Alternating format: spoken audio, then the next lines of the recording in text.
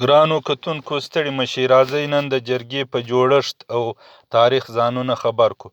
جرګه د پښتنو ډیر لرغونی او تاریخي دود دی چې له لارې یې په هر وخت کې د پښتانه قام قبایلي او قامي ستونزې او شخړې هوارې کړل شوې دي. په جرګه کې د پښتانه قام د بیلابیلو قبیلو استازي او مخور مشران سره یو ځای کیږي او قام ته ورپېښو ستونزو هوارولو لپاره تر سلا او مشورې وروسته یوه لاره ټاکي او هغه ټاکلې لار بیا د پلي کولو لپاره د قام په وړاندې ږدي.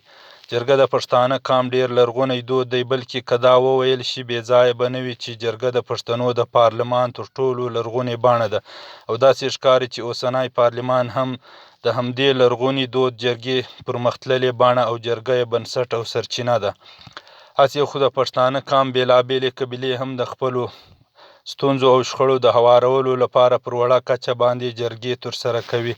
خو قامي جرګه د ټول قام د ستونزو او شخړو د هوارولو او هوسا کولو لپاره په یوه ډیر حساس پړاو کې ترسره کیږي.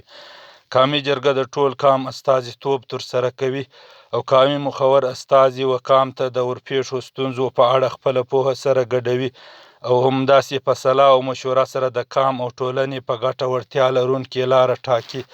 د جرګې تاریخ دا جوته کوي چې پښتانه ولسواکي خوښونکي خلک دي، ولې چې جرګه د ټولنیز فکر د ملاتړ او منلو لاره ده. جرګه له ژوندانه سره د مینې او پرمختګ نښه ده. جرګه د امن، سولې او ټولنیز ژوند د ودې نښه ده.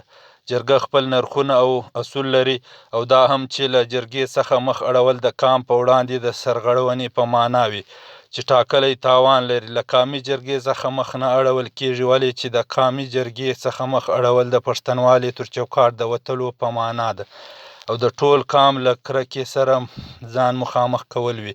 هر پښتون د پښتونولۍ د چوکاټ ساتنه پر ځان پور بولي او د قامي جرګې د استازیتوب ټاکلې لاره ته د منلو سر ټیټوي. د جرګې د درناوي و قام ته د ورپېښو ستونزو د هوارولو په لړ کې د وړتیا لرونکې لارې ټاکنه وي چې د قام مخور مشران یې تر ژور لید او تر خپل منځیو راشو یا مباحثو وروسته په ډیر پام سره ټاکي او په دې لړ کې په پام کې ساتي چې د قام مخور استازي د خپل قام د برم پت مذهبي عقایدو، دود، دستور او ګټورو فرهنګي او کلتوري ارزښتونو په درناوي او ساتنه د رڼا لوري ته ګام واخلي.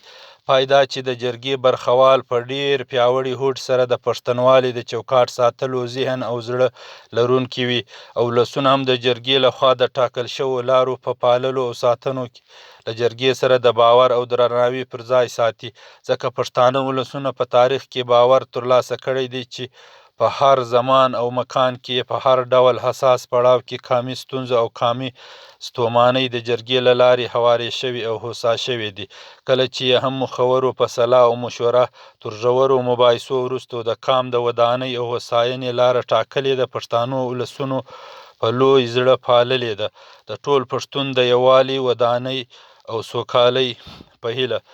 خوشحال بابا وایي که توفیق د اتفاق پښتانه مومي، که توفیق د اتفاق پښتانه مومي، زوړ خوشحال به دوباره شي په دا ځوان. له ملتیا نه مو نړۍ مننه.